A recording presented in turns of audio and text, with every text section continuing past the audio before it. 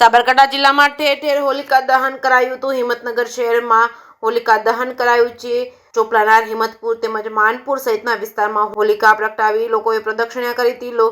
હોલિકામાં લોકોએ શ્રીફળ, ધાણી નાખી પ્રદક્ષિણા કરી હતી। ઢોલ નગારા સાથે હોળીને લોકોએ પ્રદક્ષિણા કરી હતી। જે કેસની ગુજરાતી સાથે અશોક નાઈ, સાબરકાંઠા। હોળી આપણા ગામમાં એક દંતકથા અનુસાર હિરણ્યકશ્યપ નામનો રાક્ષસ હતો, એ પોતાને ભગવાન માનતો હતો અને ભક્ત પ્રહલાદ એ ભગવાનને ઈશ્વર માનતો હતો અને એના કારણે જ્યારે ભક્ત પ્રહલાદને મારી નાખવા માટે ઘણા કાવિત્ર હિરણ્યકશ્યપ કરતો હતો અને ત્યારે એ હિરણ્યકશ્યપ એ હોલિકાને તૈયાર કરે છે અને હોળીના દિવસે હોલિકા જ્યારે પ્રગટાવવામાં આવે છે ત્યારે ભક્ત પ્રહલાદ જીવતો હોય અને અમારા ગામમાં પણ હોળીનો તહેવાર એ ધામધૂમથી છેલ્લા ઘણા વર્ષોથી ઉજવવામાં આવે અને જેના કારણે એ હોળીના કારણે ઘણી બધી માનતાઓ પણ પરિપૂર્ણ થતી હોય।